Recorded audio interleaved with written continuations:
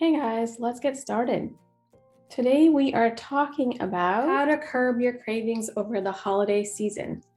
I am Dr. Silky. I am an obesity doctor and a life and weight coach. So let's face it, the holiday season is hard. There's food everywhere, not just outside, but in our mind and our thoughts everywhere. There's new flavors, old nostalgic aromas, seasonal treats that only come once a year, our seasonal favorites. Then there's holiday traditions to preserve. In my house, we have to get a pecan pie from Cracker Barrel every single Thanksgiving. There's old memories of previous foods to relive. Food is the center of our celebration. It has become an integral part of the holidays. So of course, we have thoughts like, that looks so good. Or, oh, I want to try that. I'm craving pecan pie. I want it and I want it now. I want it, so I'm having it. End of story. I can't stop eating this. This is so good. I have no control over food this time of year. Guys, I was at Costco yesterday and there are so many new items that I had not seen. I couldn't get past any food aisle without going, oh, I want this. Oh, this looks so good. Just looking at it, my mouth was salivating and I wanted to get everything. So you can see how just externally we have so much stimuli, and then internally we keep thinking of these thoughts and this looks so good, I have to have it. So of course, all these thoughts lead to wanting and craving and desiring and yearning for food. Our craving and desire for food is even more during the holiday season than it is any other time of year. There's just so much food around and we want it and we want it all. So what do? There's usually two responses to the cravings. These are our normal responses. These are the conditioned responses. Number one, which I used to do all the time, which is basically give in to the craving.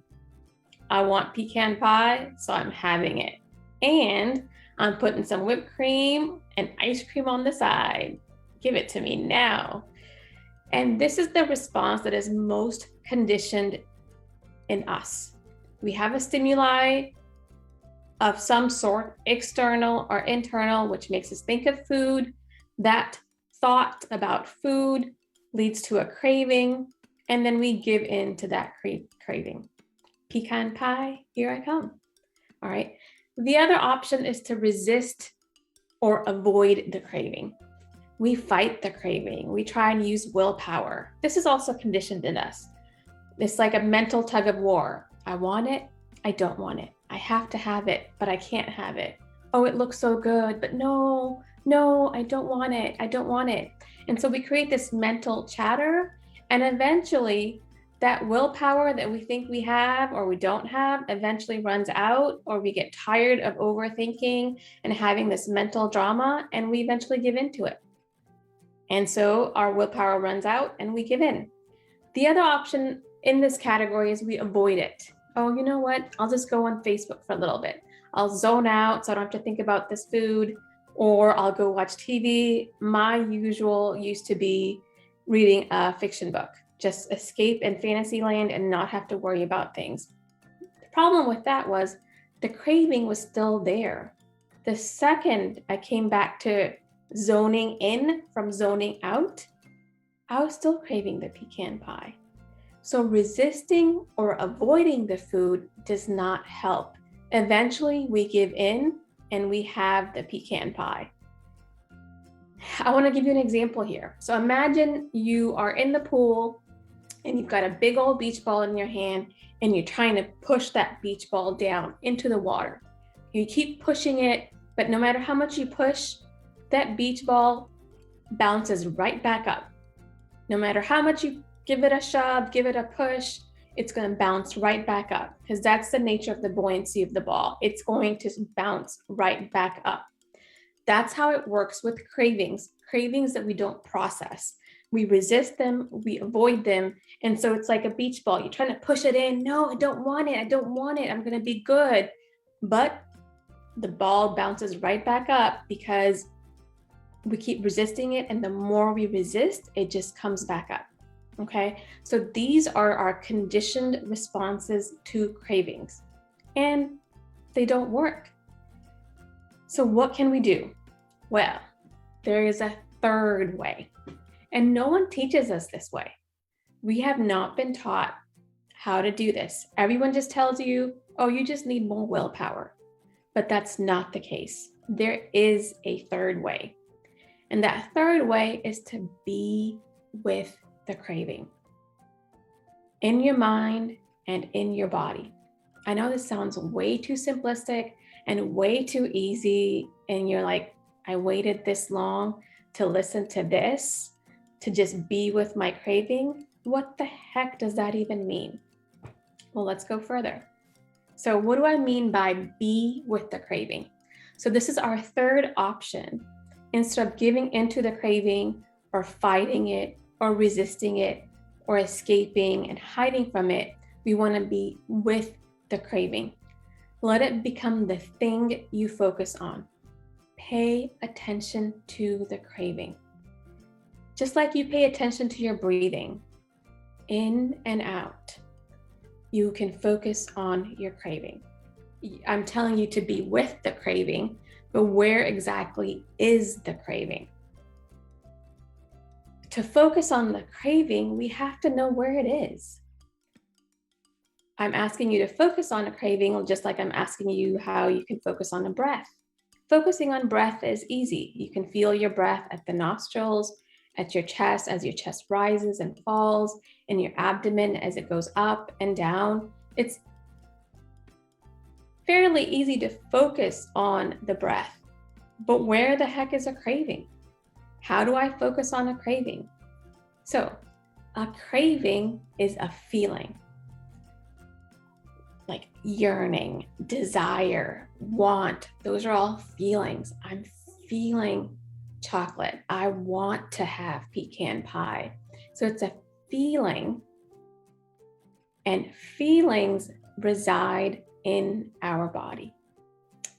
So we have to figure out where our craving is and then focus on it. So where is the craving? So this is how we figure out where the craving is. What I want you to understand and bear in mind is that for everyone, the feeling of a craving will feel different. Just because I feel it a certain way, it doesn't mean you're going to feel it a certain way. For example, people who are feeling anxious, they may get a little bit of tingling at the tips of their fingertips. I don't feel that.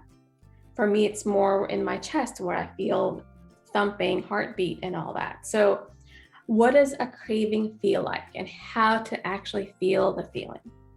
And this is where we have to focus on our body. Get out of our head, get away from external distractions like social media and TV. And you can do that while you're still sitting watching TV, but just focus inwards.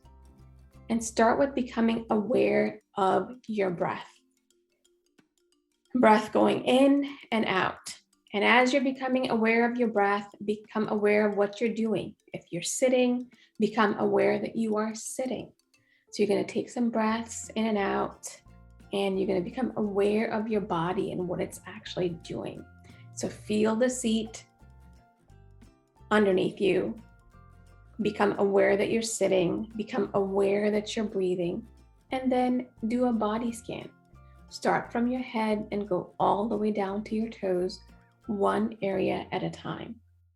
And then notice, where are you feeling the discomfort of a craving?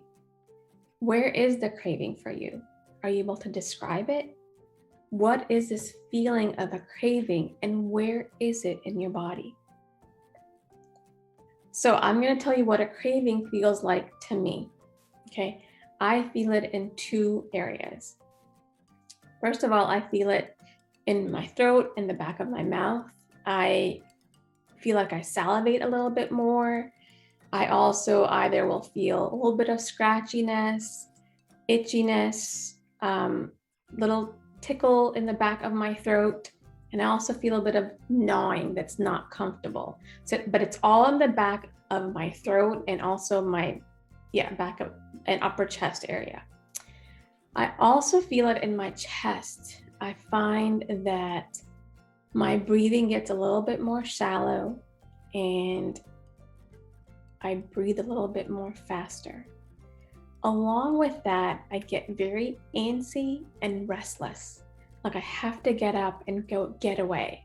And the reason I feel that is because I'm very uncomfortable with these feelings in my throat and my chest. And so I just want to get away. I want to run and hide from it. So instead of running and hiding from it, I'll just feel them. I will focus all my attention in the back of my throat. And there it is. There's that itchiness, that scratchiness right there in the back of my throat. And then I feel it in my chest where I'm breathing a little bit faster, not noticeably, not like I'm running or I'm having a heart attack or, I'm having anxiety, nothing like that. It's a very subtle change where my breathing's a bit more shallow and I'm just not comfortable. And so I just stay there with that feeling in my throat. I focus on it and I focus on my chest. And I keep focusing, and I try and take some deep breaths because I've realized that I'm breathing shallower. And so I take some deep breaths, and eventually that craving, that feeling of the throat tickling and the chest shallowness, the breathing shallowness just kind of goes away. So that's how you be with the craving. A craving is simply a feeling in our body. And a feeling is just a bunch of sensations that reside in our body from head to toe. So I want to remember two aspects about a craving. First of all, it's transient. It is not permanent. It goes away. The more you stay with the craving and focus on it, it dissipates.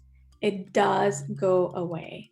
And the second thing is that it's harmless. It is not doing any bad to you. Nothing bad's going to happen if you stay with that feeling. If you stay and just feel and focus on the throat and focus on the chest, just be there, focus inwards, focus on your body, and it goes away, right?